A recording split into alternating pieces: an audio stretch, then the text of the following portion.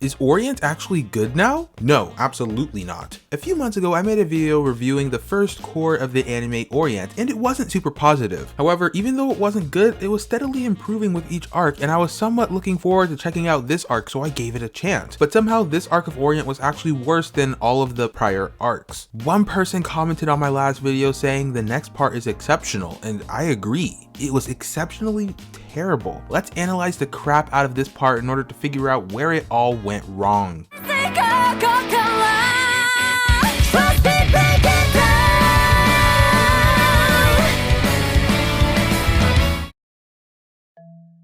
This part started off in a very confusing way. Musashi and his friends were being attacked for seemingly no reason. They weren't harming anyone, and one of the heads of the Bushi Alliance actually vouched for them. So there really shouldn't have been any conflict there. But despite not being trusted, they were forced to fight in the Bushi Alliance military. It's really difficult to wrap your mind around that logic because there really isn't a good reason to put people you view as enemies within your ranks to fight alongside your allies. It would have been much more understandable if they were trying to use Musashi as bait for a sacrifice or something, but Orient decided to throw logic out of the window multiple times this core. In hindsight, it seemed like they were trying to make Musashi being the trusted seen as a funny joke. Like Tatsuomi has such severe trust issues that it's comical, but it wasn't humorous at all. Another thing that really sucked about this arc was Musashi got separated from Kojiro and Tsugumi because they really haven't had enough time to fully develop their group chemistry yet. Other anime split up the main group during story arcs as well. One Piece is notorious for doing this, but they have earned the right to do so because the characters' chemistry, relationships, and backstories have been developed so much that it doesn't feel like you're missing out on anything when they get separated in the middle of an arc. Orient hasn't reached that level yet, and I believe they may never reach that level. During the arc, I completely forgot Musashi was in a Bushi band with Kojiro and Tsugumi. It was worse than these characters just being separated. They completely disappeared. They spent more time developing the new side characters, their backstories, and their motivations more than they did for the actual members of Musashi's own Bushi band. It just wasn't good, and speaking of new side characters, their stories weren't interesting either. It just diverted a lot of attention away from the main characters, and it didn't even end up being relevant when it came to taking down the final villain. If all of it was removed, the only thing that would change would be the length of the story. It had no other significant impact. A lot of information about Kitetsu blades were revealed during this core, but they definitely need to provide more information so the audience can get a better understanding of the power system. We know that you can create a link chain with other Bushi to significantly increase the power of one person. The Obsidian Goddess actually did this in the first core to defeat Shiro. There was a lot of talk about blade color, but they definitely need to provide a more clear explanation of what these colors mean. The current understanding is that blue is normal and basic, but is also similar to Oni power. This should be expanded on because we still don't have a clear understanding of what Oni power is. Red is supposed to be more powerful than blue, but I guess it doesn't use Oni power in the same way blue does. White is supposed to be more powerful and more rare than red. Green allows you to make physical objects that grab or cage things, and yellow is sort of the support power that allows you to help your teammates. There's so much that needs to be expanded on, but I already hate this explanation. 3 of the 5 powers are basically the same except they one-up each other. One of the coolest things about shonen is they tend to have really creative power systems that aid the story in a masterful way, but this power system seemingly had little to no thought put into it. The fake death of Tatsuomi didn't really make me feel any type of way. He basically forced the main character to join his military, and then he had little to no development, which made it really difficult to connect with his character. It actually just made him look really weak because he could help boost his allies, but he couldn't do anything to save himself. Then he was revealed to be alive, and it wasn't even surprising because he wasn't a major focus. Despite saying that the side characters had no interesting stories, Michiru's story was much more appealing and more relevant to the plot than the Akihiro storyline. Her introduction was pretty well done, and she was developing a pretty interesting relationship with Musashi. However, there wasn't much time to get attached to her character either, which made the reveal of her being a traitor underdeveloped. It was difficult to understand why she was so hesitant about killing Musashi as he was her mission. She knew the instant she saw his face that he was the target, so why did she allow herself to develop feelings for him? Why would she ever put Musashi over her father if her entire life's goal was attempting to appease her father? These questions could have been answered in a way which built Michiru's character more, but that didn't happen. These questions were barely even touched on and made her character arc very shallow. That being said, her death was a little sad, because at the end she was just a normal girl who deserved to live a normal life. She couldn't pursue any new dreams she may have had, and the thought of that will always be a bit sad.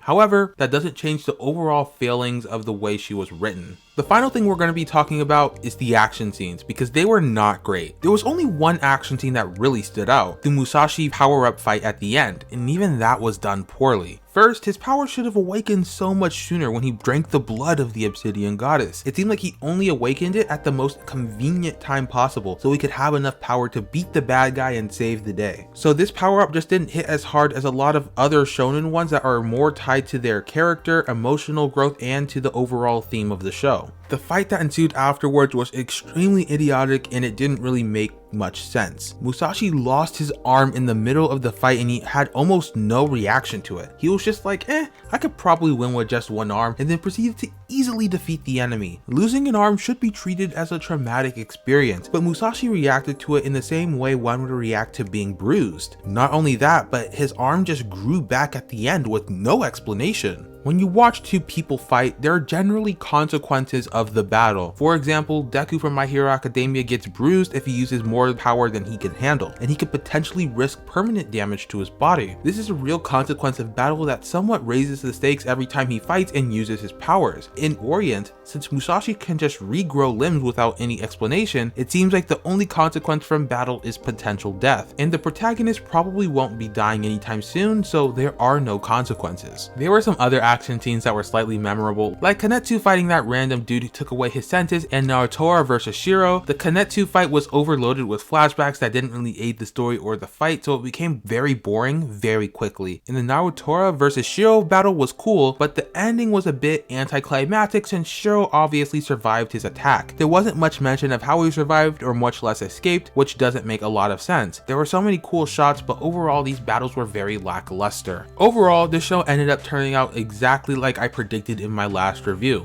While the season was definitely atrocious, it did get progressively better with each arc, and episode 12 looked like the beginning of a new arc. And I'm not gonna lie, I'm already pretty interested. But that's one of the main problems I've noticed with this anime. Each arc starts off somewhat interesting, but then it ends up turning into a huge disappointment. Needless to say, this arc ended up being extremely disappointing. The bar for this anime was really low, probably the lowest I've set for any show, and it still couldn't reach my expectations. I hope they're able to improve this show in the future if it gets a second season. I honestly doubt that it would get one, as I don't think many people enjoyed it. I could be wrong though. Let me know in the comment section below what you thought of the series. Maybe I'll run into some people who actually enjoyed it. Who knows? I'm still vaguely interested in the show since it's possible for it to get better, but I don't know if I have the patience in me to watch more Orient if it's gonna be like this.